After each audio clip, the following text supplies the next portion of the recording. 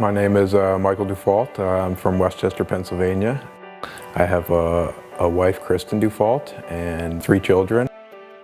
Mike and I met about 6 years ago. We were married in 2013. So a year and a half in, or a year and 2 months in, we found out he had cancer. New Year's Eve, I went back to the doctor, said, let's just get an MRI just to double check and rule out anything. And that was at 1 o'clock, and at 3 o'clock he called me back and said, you have cancer.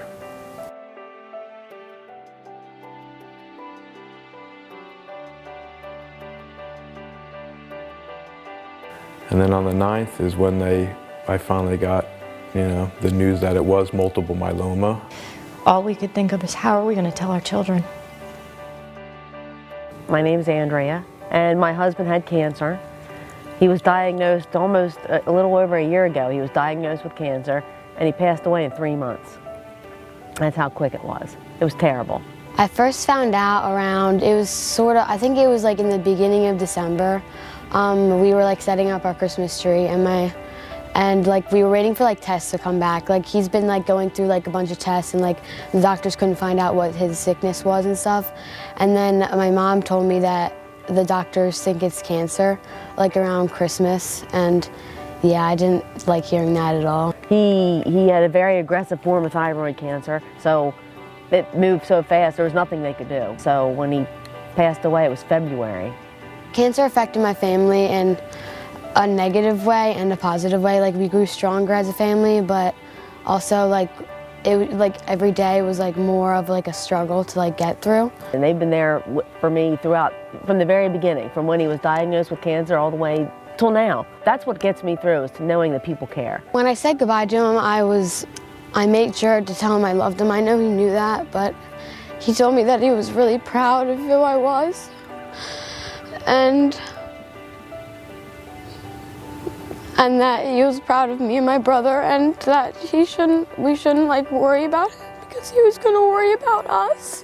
And I told him not to worry about us because we're fine. And yeah, it was really hard saying goodbye. I was diagnosed with breast cancer in each breast at 30 years of age. The twins I had were 4 months old at the time, and I found a lump in one breast and didn't know what it was. I was diagnosed at the age of 38 with triple positive breast cancer. When I heard those words, how am I going to tell my kids? When I called Kathy, I didn't even know who she was, but she was a true angel from the minute that I talked to her on the phone, and she just said, Monica, you need to be honest. If you are honest with your children, they will trust you. And if you get that trust in the beginning, they'll know that they can always believe in you. And then I did tell them, I was very honest, that they found cancer, and that, we're going to get through this as a family, and there's a lot of people that are going to help us.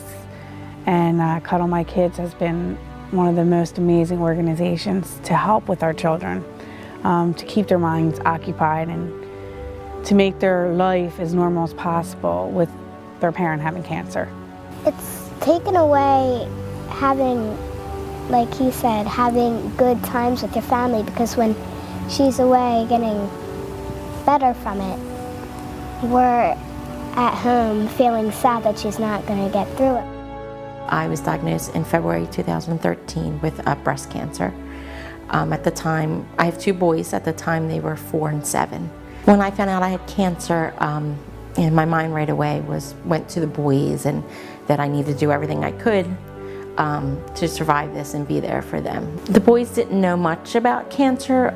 My older son, Nicholas, had more of an understanding, and right away, his thought was that I wasn't going to survive, and that's what he was worried about. When I found out my mom had cancer, I was sad because it was the second time she got it, and I was a little worried that she would pass. When my boys were 3 and 1, I was diagnosed with breast cancer. And I was only 32 years old at the time, so it wasn't anything that I thought would be possible. But that's kind of cancer in general. It kind of rocks everybody's world very unexpectedly, so my story is no different from anybody else's. In my generation, women were not diagnosed with breast cancer the way they are today. The young moms today, there's so many young moms who are diagnosed with it. So it was really a surprise for me. When I was home with my kids, it just was really hard to balance taking care of my kids and managing my cancer. Felt like I couldn't take care of my kids. I couldn't be the mom that I was before I had cancer. After the initial diagnosis, she had several setbacks, but she always moved forward and she always had hope. And as a result of that, the good that came from it was Cuddle my kids. So a lot of moms today are reaping some benefit as they go through this sad time. I didn't want someone to come in and take care of my kids. I didn't want someone to come in and take care of me. I just wanted somebody to come in and help me help my family.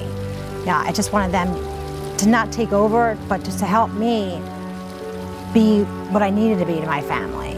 And that's basically how Cuddle My Kids evolved.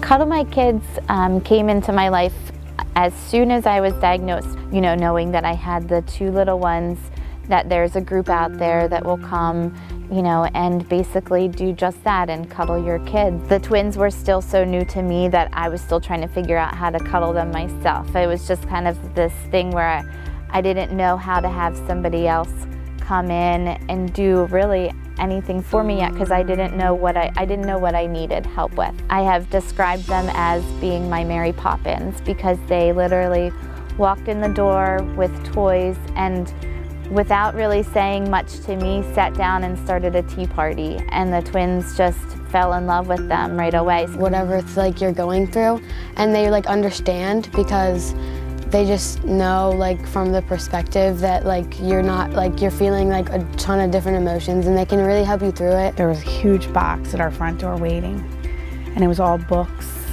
about, mommy has cancer, and explaining to our children and reading books about how mommy's going to lose her hair. And it also gave us bags that they could come to appointments with us, and it had all kinds of arts and craft projects in there that they could bring with them and still be a part of my treatment, but have something to take their mind off of it.